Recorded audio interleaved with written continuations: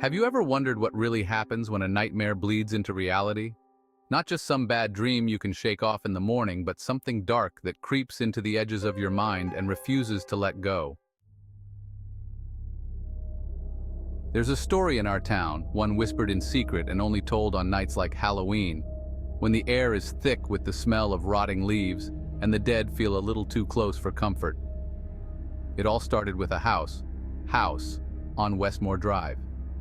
If you feel brave, click to like, share, and subscribe. Every Halloween, kids in town dress up in costumes, superheroes, witches, and vampires on their candy hunt. But there's always been one unspoken rule. Don't go near the house at the end of Westmore Drive. It's been abandoned for as long as anyone can remember. Its broken windows, shadowed by cobwebs and dead vines. They say something terrible happened there long ago, something no one will talk about openly. But everyone knows there's something wrong with that place, very wrong. A group of kids decided to break the rule. Among them was Danny, a new kid in town who hadn't heard the full story, dressed in a pirate costume with a plastic sword and a careless grin. The others? A little witch with a crooked broomstick, a ghost draped in a torn sheet, a vampire with plastic fangs, and a handful of others. Batman, a skeleton, and even Harry Potter, complete with a lightning bolt scar and a wand. It all started as a dare. Danny, being the fearless new kid, laughed it off when the older kids warned him not to go near the house. He didn't believe in ghost stories, and certainly not in haunted houses. "Come on, guys," he said, stepping ahead of the group. "What's the worst that could happen?" The others exchanged nervous glances. They knew better than to mess with that place, but none of them wanted to back down and be called cowards. So they followed him, hesitant but curious. When they reached the house, they found a pumpkin rotting on the front porch. Its face melted into a grim, sagging grin. The air felt suffocating. It was as if time itself had forgotten this place. Danny turned to the others. "So what do I do? Knock?" They nodded, none of them brave enough to speak. One of the kids, the little witch with the crooked broomstick, whispered. Danny smirked and knocked. Thud, thud, thud. The sound echoed like a gunshot in the quiet night. For a moment, nothing happened, and they all began to breathe easier. But then, from deep inside the house, they heard it. A creaking sound. The door swung open just a crack. A sliver of pitch-black darkness awaited them inside. "See?" Danny said, his voice shaky but trying to sound cool. "No big deal?" But as he took a step forward, something felt. There was a tug at the back of his mind, a whisper telling him to stop, too. Yet he ignored it. Inside the house, the smell of damp earth and mildew was overwhelming. Cobwebs hung thick from the ceiling, and the floorboards creaked with every step. A massive cauldron sat in the middle of the room, dusty and ancient, surrounded by animal bones. A few tombstones leaned against the walls, crumbling and covered in moss, as if this house had absorbed the dead long ago. "Let's get out of here," one of the kids whispered, his voice trembling. But Danny wasn't done yet. "Wait," he said, his eyes gleaming with the thrill of the unknown. "There's supposed to be some sort of ritual, right? A way to call the spirits or whatever?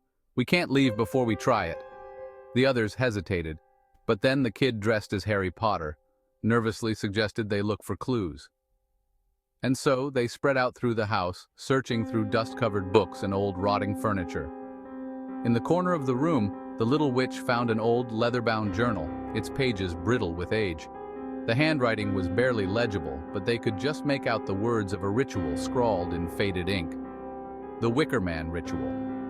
Danny read the journal aloud. "Fear has many eyes and can see things underground." "What does that even mean?" the vampire asked, fidgeting with his fake fangs. "It doesn't matter," Danny said. "Let's just do this."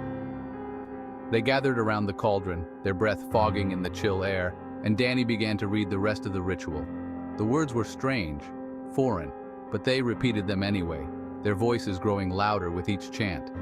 As they spoke, the wind outside picked up, rattling the broken windows and shaking the tombstones in the cemetery across the street.